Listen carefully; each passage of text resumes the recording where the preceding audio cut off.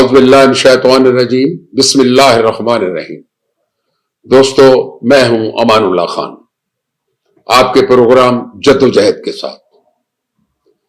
آج کا جو موضوع ہے میرا، جس پہ میں کچھ کہنا چاہ رہا ہوں، اس موضوع کی ایک داستان بہت پرانی ہے۔ یعنی اس ملک کا وہ لیڈر جسے جوڈیشل مرڈر جس کا کر دیا گیا، جسے رات کے اندھیرے میں اڈیالہ جیل سے اٹھا کر چند لوگوں کے ذریعے جہاز میں ڈالا، یعنی اس کی پھانسی کے پھندے کے بعد کی بات کر رہا ہوں۔ اور اسی اندھیرے کی رات میں لاڑکانہ کے ایک قبرستان میں اسے چند لوگ جو اس گھر کے ملازم تھے، ان کی قیادت میں جنازہ پڑھ کر دفن کر دیا گیا۔ ذوالفقار علی بھٹو ایشیا کا بہت بڑا لیڈر تھا، بلند آواز والا، بلند دماغ والا اور مضبوط دل والا۔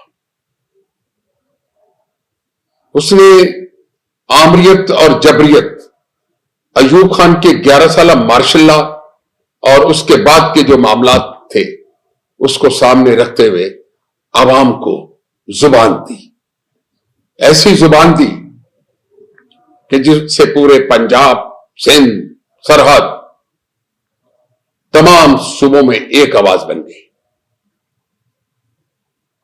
اور آخر اسے اللہ پاک نے حکمرانی بھی دے دی۔ ہاں، یہ سانحہ تو بہت بڑا تھا کہ پاکستان 2 لخت ہو گیا۔ پاکستان جو 2 لخت ہوا ہے، وہ ذوالفقار علی بھٹو کی وجہ سے نہیں ہوا۔ وہ مشرقی پاکستان کو جب اس کا حصہ نہیں ملا، قیام پاکستان کے بعد ان لوگوں کو روٹی نہیں ملی، ان کو چاول نہیں ملے، ان کے حقوق نہیں ملے، تو ایک عرصے سے وہاں پر لوگ اس جدوجہد میں تھے کہ 4000 یا 5000 کلومیٹر پر ایک خطہ، ایک اسٹیٹ ہم پہ حکمرانی کر رہی ہے، خود اپنے محل بناتے ہیں، اچھا کھاتے ہیں، اچھا پیتے ہیں، انڈسٹری لگ رہی ہے، یعنی کہ ویسٹ پاکستان کی بات کر رہا ہوں، اور وہاں کے تمام حکمران ارب پتی لوگ ہیں، جبکہ مشرقی پاکستان کے لوگ ایک دھوتی اور ایک بنین میں اپنی زندگی گزار دیتے تھے۔ حقیقت یہی ہے، پاکستان بننے کے بعد بنگالیوں کے ساتھ بہت ظلم ہوا۔ آدھے بنگالی انڈیا میں رہ گئے، آدھے مشرقی پاکستان میں آ گئے۔ بڑی ظلم کی داستانیں ہیں ان کی، جتنا ظلم اور جبر ان پہ ہوا ہے، میں اگر کہوں کہ وہ مشرقی پنجاب میں نہیں ہوا تو یہ بھی حقیقت ہے۔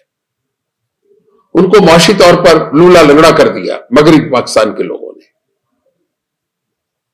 اور انہیں کبھی بھی حق کی حکمرانی نہیں ملا۔ اگر فوج میں ان کا تناسب دیکھا جائے تو ایک اچھی خاصی تعداد میں وہ لوگ تھے، لیکن فوج میں کبھی ان کی قیادت میں کوئی آدمی سامنے نہ آ سکا۔ قیادت فوج کی صدا مغربی پاکستان کے پاس رہی۔ یعنی بہت سارے ایسے عوامل ہیں کہ جس کے بعد مشرقی پاکستان ہم سے جدا ہوا۔ جو لوگ آج کہیں کہ ذوالفقار علی بھٹو نے پاکستان توڑا، حقیقتاً وہ پاگل ہیں، وہ جاہل ہیں، وہ حقیقتوں سے دور ہیں۔ دیکھیں، ذوالفقار علی بھٹو نے روٹی، کپڑے اور مکان کا نعرہ لگایا، اور اپنی طرف سے اس مرد آہن اور مرد واحد نے کوشش کی کہ مفلسی کی زندگی گزارنے والے پاکستانیوں کو بھی اچھی روٹی، اچھا گھر، اچھا مکان ملے، لیکن نہیں۔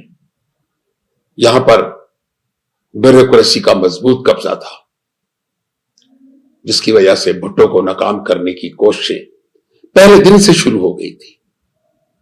کیونکہ جب ذوالفقار علی بھٹو کی حکومت آئی ہے تو اس نے آتے ہی بیوروکریسی کے تانے بانے کھیڑ کے پھینک دیے تھے۔ اس نے عوامی راج نافذ کر دیا تھا۔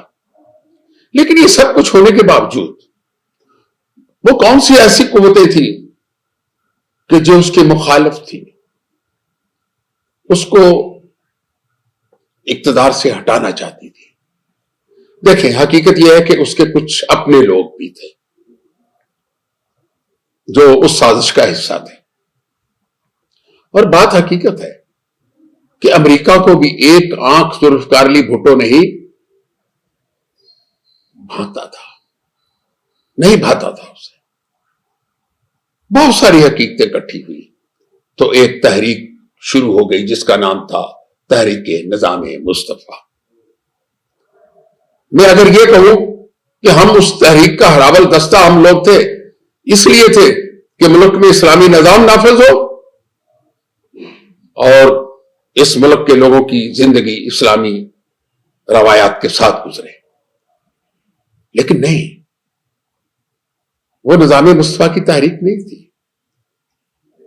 وہ ایسے لوگوں کی تحریک تھی کہ جو باہر کی قوتوں کے ایجنٹ تھے، جو بھٹو کو ہٹانا چاہتے تھے۔ دیکھیں، آج یہ ساری باتیں میں کیوں کر رہا ہوں؟ میری پہلی ملاقات ذوالفقار علی بھٹو صاحب سے 1969 میں ہوئی، جب غلام سید طوئی صاحب نے انہیں مور و دعوت دی۔ ایک بہت بڑا جلسہ ہوا جس میں بشانی، فرید احمد اور بہت ساری قیادت آئی وہاں پر۔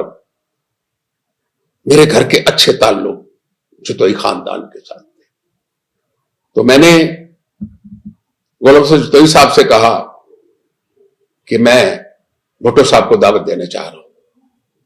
انہوں نے مجھے اجازت دی تو میں نے ٹاؤن کمیٹی میں اپنے دوستوں کے ساتھ چند ارینجمنٹ کر کے بھٹو صاحب کو بلایا۔ بھٹو صاحب ایک نفیس آدمی تھے، ذہین آدمی تھے، لیکن اس کو کن لوگوں نے مارا؟ بیرونی طاقتوں نے اور اندرونی طاقتوں نے۔ اس کا ایجنڈا بہتر تھا، اگر اسے حق کی حکمرانی کا حق دیا جاتا، لیکن نہیں۔ ضیاء الحق کا مارشل لا جو تھا نا، وہ بھی نظام مصطفیٰ کی قیادت کے لوگوں نے لگوایا تھا۔ یہ فوج جو آ جاتی تھی اس تحریک کے اندر اور آ کے جو کچھ کرتی تھی، دیکھیں فوج کا اس میں کوئی قصور نہیں تھا، لیکن یہ سیاستدان جو ہیں وہ اداروں کو استعمال کرتے ہیں۔ اداروں کو استعمال نہیں ہونا چاہیے۔ لیکن آخر جس قتل کی سزا ذوالفقار علی بھٹو کو دی گئی، اس نے کوئی وہ مرڈر تو نہیں کیا، وہ قتل تو نہیں کیا تھا۔ آج تک اس مقتول کے قاتلوں کا علم نہیں کسی کو، لیکن ضیاء الحق نے اپنا اقتدار بچانے کے لیے، اس کے سامنے ایک ہی راستہ تھا کہ عدالتوں اور سب اداروں کو استعمال کر کے ذوالفقار علی بھٹو کو شہید کروا دیا جائے۔ آخر ضیاء الحق کا انتقام پورا ہوا اور ذوالفقار علی بھٹو کو قبر میں اتار دیا۔ وہ کل بھی شہید تھا، آج بھی شہید ہے۔ آج عدالتیں فیصلہ کر رہی ہیں، آج کی خبر کے مطابق اس کو جوڈیشل مرڈر کہا جا رہا ہے۔ مت کہیں ایسے، اسے کہیں جوڈیشل شہید کا نام دیں اسے۔ وہ شہید تھا، وہ لوگوں کے دلوں میں راج کرتا تھا۔ دیکھیں انہی قوتوں نے اس کا پورا خاندان شہید کر دیا، نام و نشان مٹا دیا۔ یہ ہے وہ قوتیں جب کسی کو سزا دینے پہ آئیں تو ایسے سزا دیتی ہیں۔ دیکھیں ان کی شہادت کے بعد آج تک پیپلز پارٹی کسی نہ کسی نام، کسی نہ کسی طریقے سے زندہ ہے۔